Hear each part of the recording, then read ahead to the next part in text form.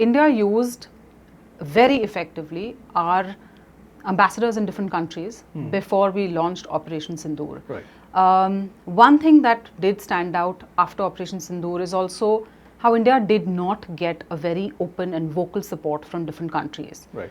While on the other hand, China said it is supporting Pakistan, Turkey said it is supporting Pakistan. Do you think that's a dimension that we probably need to do more in? Yeah, I think there are multiple aspects to what happened in the international domain, right? You had these series of articles trying to hype up the performance of Chinese weapon systems, and then not only it was about hyping up the Chinese weapon system, it was also raising doubts and questions on Indian Air Force's abilities. Why is Indian Air Force performing so poorly? So this narrative was built in international media. And I was surprised because I would see these articles then being echoed back on WhatsApp groups, especially from where the diaspora, people from in the US or other places quoting these articles and feeling extremely dejected that everything is lost. What is wrong? We've completely lost the game, right? So clearly on the international front, there was a need for us to have managed the narrative better. I don't think there's an easy solution to that.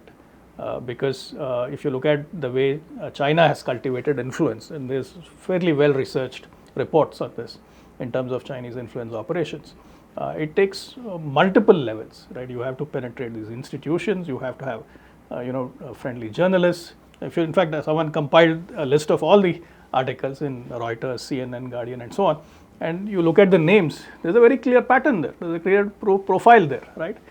So that is a big gap in terms of our outreach through the established media channels. Also, it is important to recognize there were fairly powerful lobbies here. The Chinese defense lobby, the American defense lobby, the European. So all of them have their interests as well, and that is also reflected on the kind of reporting that happened. We should have fairly strong global outreach platform by now. I think we have already lost a lot of time. I think that needs to be addressed. Okay. And then coming back to informing our own people. Because see, your diaspora already is your diaspora. They are going to be in favor of you.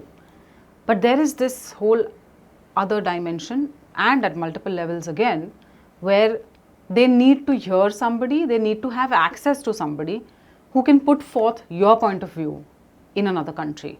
And it may not always be, the diaspora coming forward. Correct. And in that sense, you said that yes, we've already lost time. But what more can we do there? Because that is, like you said, the information theatre continues. Absolutely. I think we'll have to tackle it at multiple levels, right? One is perhaps more deeper engagement with the various policy making institutions, have more chairs of India studies, more fellows, and continuously engage with them. So you have a diversity of voices who are well informed and who know what is the right perspective to put out there, and they have all the facts and figures to put that perspective. So that is one aspect. Second, I think is an area of weakness which we probably should have addressed a while back.